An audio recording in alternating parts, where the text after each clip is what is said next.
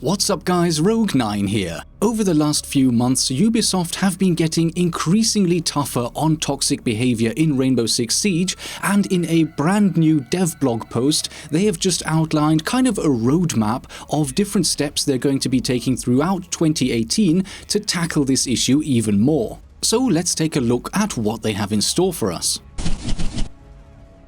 The first measure they outline in their blog post is chat monitoring, and that is something that is live on all platforms already. In case you didn't know about it, this system automatically reads every text chat message that is sent and scans it for either racist or homophobic slurs, and any language or content deemed to be illegal, dangerous, threatening, abusive, obscene, vulgar, defamatory, hateful, racist, sexist, ethically offensive, or constituting harassment can and will be flagged and may then lead to bans of 2 days, 7 days, 15 days, or even permanent without warning, depending on the severity of the case. And of course, I can understand that all of us can get quite frustrated from time to time, especially if we're losing, but if you're ever tempted to express that frustration with hateful language against other players, you may find yourself in some trouble rather quickly nowadays, so I would recommend think twice before typing anything into the chat. The next measure outlined in the dev blog post is a mute text chat function,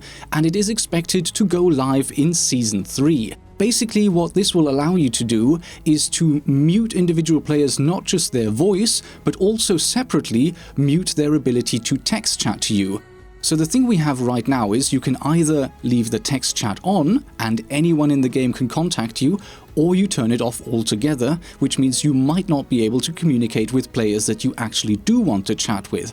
With this new functionality, you can select individual players where you can turn off just the text, or just the voice, or both. And I have to say, personally, I think this is a great measure. It gives every individual player the tools to allow them to either engage with other players or not. There aren't any punishments or bans involved, but if there's someone who's getting on your nerves and you just don't feel like dealing with that person, just turn off his voice, just turn off his text chat, and you're done. We've already seen similar stuff like this in other games. For instance, in Battlefield 1, if you block someone on Origin, their text messages in the public chat will also become invisible for you, and it's a great way of singling out that one annoying person and just turning him off. Done.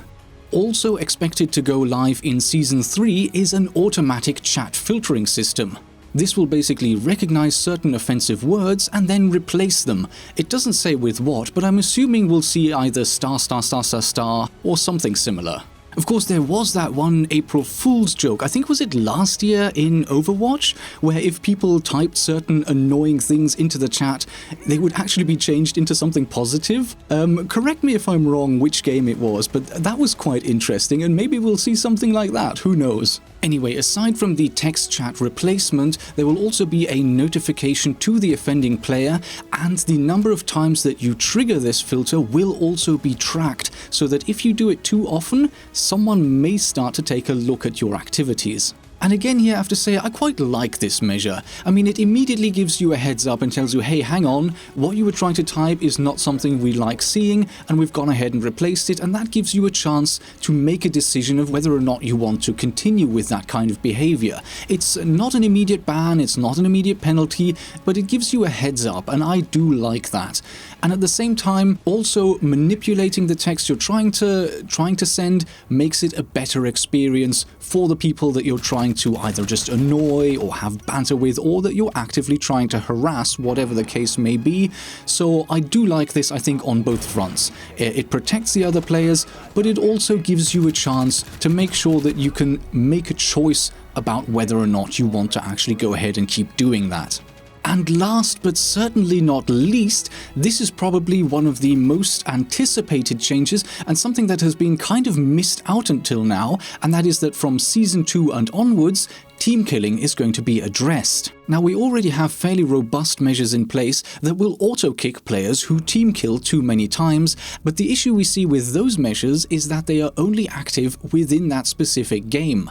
What the new measures are going to do is they will track team killing across multiple games and even multiple gaming sessions so that serial team killers can be tracked over the long term. Of course, accidental team kills can happen to everyone now and then, but if you continuously and repeatedly team kill other players on purpose, then from the next season and onwards, this could land you in some trouble as well. Now, what the consequences will be is not actually shown, but I'm assuming that the bans might be quite similar to what we see for other forms of toxic behavior already. Maybe depending on the severity, there may be several days or even permanent bans.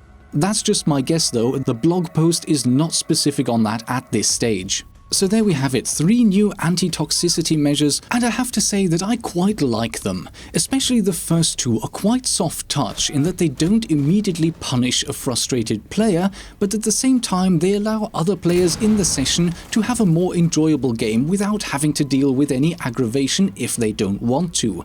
And that, in my eyes, is a pretty fair solution. And the team killing tracking is a great thing as well. Players that will repeatedly shoot just one teammate per match to get around the current anti-TK measures may run into some trouble down the road from Season 2 and onwards, and if that makes Siege a more enjoyable place for the majority of players who just want to have a good time there, then that's okay in my books. What are your thoughts on these new measures? Will they be effective enough to tackle issues that you may have been experiencing, or do you think they go too far in some way? Do let me know your thoughts in the comments section below, and if you'd like to provide feedback to Ubisoft, I have left a link to the Rainbow Six Siege subreddit in the description below where you can provide your comments directly to the community managers. And with that, thanks for watching, I hope the info in this video is useful to you, and I will see you in the next episode.